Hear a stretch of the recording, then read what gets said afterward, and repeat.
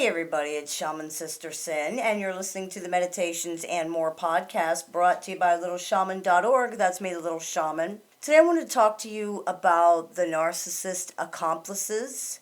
This is something that happens in virtually every narcissistic relationship, regardless of what kind, so I thought we could talk about it on the show today. You may have heard me say before that narcissism cannot exist in a vacuum. This means it can't exist in isolation or without help, and that is the truth. Pathologically narcissistic people need accomplices in their fantasies, in their denial, in their reality. Otherwise, these things can't exist. Without other people to enable the narcissist behavior, they can't get away with the things that they get away with. Sometimes these people are enablers who are conscious of what they're doing, but not always.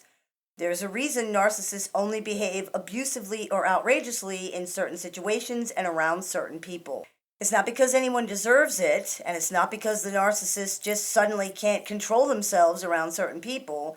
It's because people around narcissists have been conditioned into being unwitting accomplices to the narcissist's bad behavior.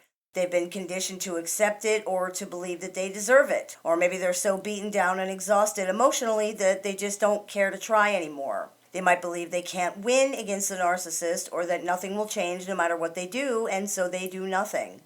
This conditioning can happen through a few different ways, but the most common is by terrorizing the household with hysteria or rage.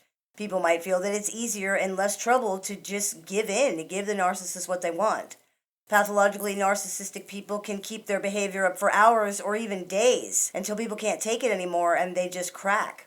In long-term situations where they're trying to get a relationship back or something like that, it can go on for months.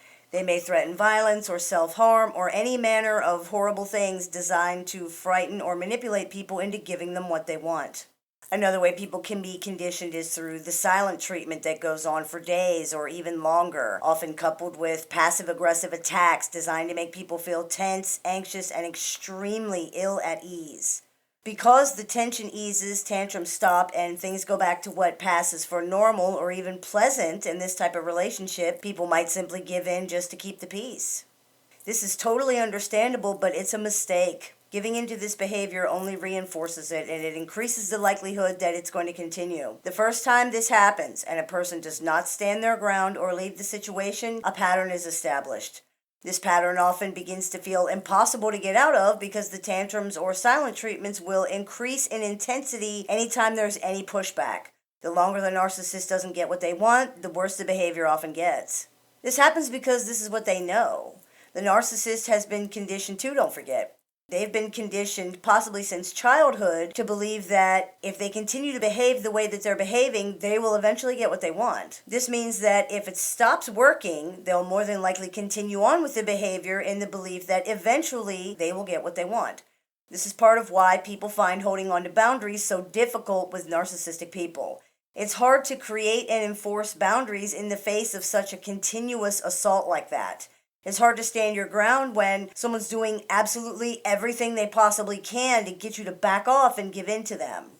However, it's necessary in order to stop being an unwitting, unwilling accomplice in the narcissist behavior. This is one of the reasons boundaries are so important. They assert that you have the power over what happens in your life, nobody else. Pathologically narcissistic people need other people to buy into their fantasies, their denials, their version of reality. If other people don't do this, this is a serious problem for narcissists. The audience for the narcissist act is not other people, remember, it's themselves. Other people are simply the props they use to make the play they're putting on more believable to themselves. Because of this, they have to arrange the situation a certain way, and they need people to behave a certain way or to do certain things for them. When this doesn't happen, when the script is not followed, so to speak, it punctures a hole in their fantasy, and that triggers all this self-hatred and this shame in them for who they believe they really are. Often the only way they know to rectify that is to bring it all back on script. That's where the tantrums and the manipulation and the silent treatment come in. That's what those are designed to do. Sometimes when people give in, they think they're helping. The narcissistic person is so upset and they are so out of control that not giving them what they want can seem like cruelty. In fact, this is often a narcissist's favorite accusation. You won't give me what I need because you're cruel and you want to see me suffer. Depending on how far the narcissist takes it, it could literally come down to a life or death situation, either for you or for them. Many people just can't stand firm in the face of that. The truth is, though, it's not helping. Narcissists don't want help, not real help. What they want is to be enabled, and that's all the help you're ever going to be allowed to give. Anything else is unacceptable to a pathologically narcissistic person. They have a problem, they need something, and you are expected to take care of that problem or give them that something now. It's extremely difficult to hold on to your boundaries in these situations, but your home is not a psychiatric facility. It's not a prison. You shouldn't have to put people on suicide watch or walk on tiptoe in fear of this person's reaction or sleep with one eye open.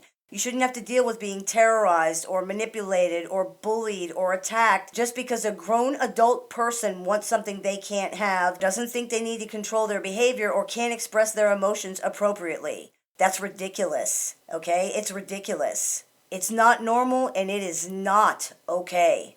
This kind of thing is literally never okay. It's up to the people around the narcissist to treat these things like they're never okay.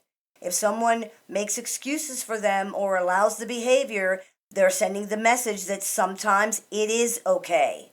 If the narcissist is not forced to face consequences for abusive behavior, for example, because they had a bad day at work, then the message is that abusing people is okay because they had a bad day at work.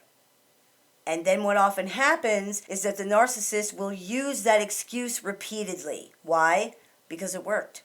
If the narcissist, for example, is forgiven for abuse because they said they didn't really mean it, then what will you hear every time? You know I didn't really mean that.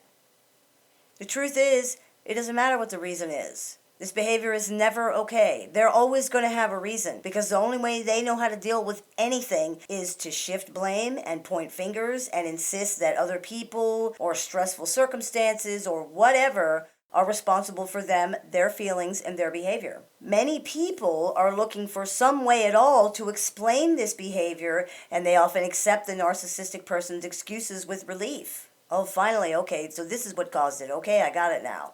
The reality, though, is that they act the way they do because in the moment, that's the way they wanted to act. There's never any other reason, ever. No excuse, no reason, and no circumstance is going to change that. That's what it is. Now, many people think that enabling somebody means approving of their behavior. That's not the case. Some enablers do approve of the narcissist's every move, and they think they can do no wrong, but that's not all enabling is.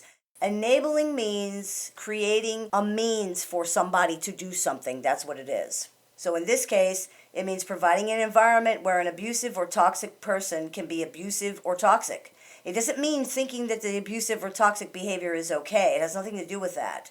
Every time someone rescues a narcissist or justifies their behavior or makes excuses for them or prevents them from facing consequences, they're acting as an accomplice to the narcissist's behavior. This is just what it is. That includes the people who don't condone the narcissist's behavior. This is really important because it's not just about condemning the behavior. Condemning the behavior doesn't even really matter if no one actually does anything about it. If Mary thinks it's wrong that Josh cheats on her and she tells him that she thinks it's wrong, but yet every time he does it, she takes him back, what's that really going to do? Is she somehow not enabling that behavior because even though she allows it in her life, she doesn't like it?